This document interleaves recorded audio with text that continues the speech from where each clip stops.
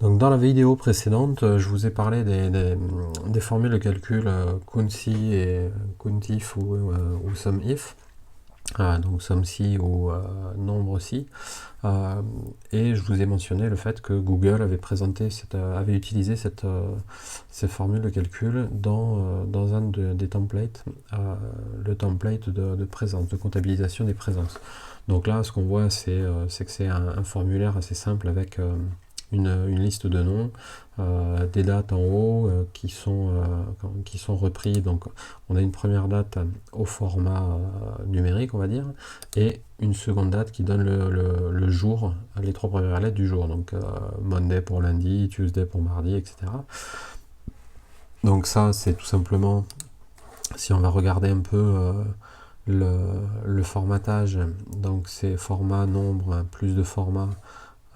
Et donc là, c'est un format de date. Et ce qu'on voit, donc, c'est le jour abréviation qui est utilisé. Tandis que ici, pour aller regarder, donc format nombre, more format, donc là, c'est le mois sans le zéro initial, et ensuite le jour sans les zéros initial. Voilà, donc c'est les deux dates, donc c'est une manière assez facile de récupérer la journée de la semaine. Ensuite, donc on voit que ce tableau se remplit avec des lettres différentes, et que ici ça compte différentes lettres. Donc ça compte les lettres en fonction de la valeur qui est dans cette colonne-là. Enfin dans cette rangée-là, qui sont des lettres prépositionnées. Et ce qu'on constate, c'est que ces lettres, dans la formule de calcul, font référence à une autre feuille. Et donc on a ici des lettres. Donc ça, c'est tout simplement pour permettre un paramétrage plus facile. Donc l'architecture, je voulais vous parler de ce template parce que d'une part, il utilise la formule de calcul que je vous ai montré, qu'on a détaillé ensemble dans la vidéo précédente.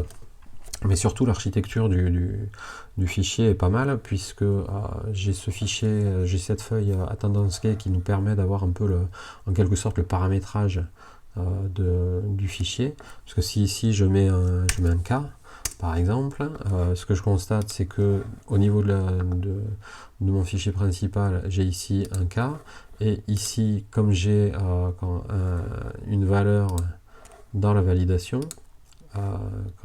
c'est voilà la liste enfin la validation fait référence à mon paramétrage. Donc c'est j'ai 3 points là d'ancrage qui se contrôlent l'un l'autre et qui se calculent l'un l'autre. Donc c'est vraiment intéressant comme architecture. Et voilà, je vous invite à réfléchir sur ce type d'architecture et à le mettre en œuvre quand vous pouvez, plutôt que d'avoir des valeurs ici écrites en dur. C'est de voir quels sont les éléments que vous allez mettre en variable et de les positionner un peu ailleurs. Par défaut, c'est un peu comme ça que je présente moi donc là, si vous vous rappelez, c'est le fichier sur lequel on avait travaillé les formules, et par défaut, c'est tout à fait comme ça que je vais avoir tendance à fonctionner. Donc là, je me suis fait une liste déroulante qui dépend de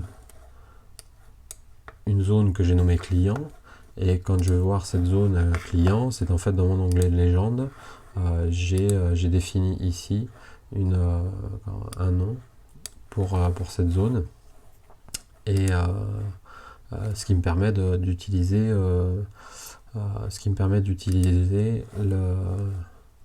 voilà, si je prends ici, donc je vois bien que c'est ma zone client, et donc ça me permet d'utiliser cette référence un peu comme Google l'a fait dans son template, si ce n'est que moi j'ai rajouté une étape supplémentaire en nommant cette formule, puisque ça peut être enfin en nommant la plage de cellules.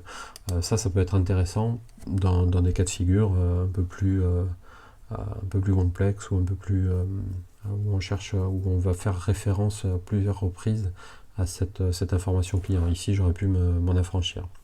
Voilà, donc c'était ce que je voulais vous montrer à propos du formulaire attendance, ou formulaire présence, je crois en français. Donc c'est cette architecture et d'essayer de penser vos tableaux et vos dashboards un peu en ce sens, de déporter les variables, de ne pas les avoir absolument écrites en dur dans le fichier principal, mais de les avoir déportées.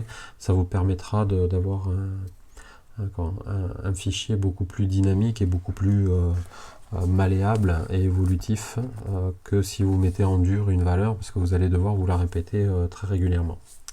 Voilà, donc je vous dis à très bientôt pour une autre vidéo. Si vous appréciez cette vidéo, n'hésitez pas à le dire en commentaire, à commenter, à poser des questions. Je me ferai un plaisir d'y répondre. Et je vous propose une vidéo très rapidement. À bientôt, au revoir.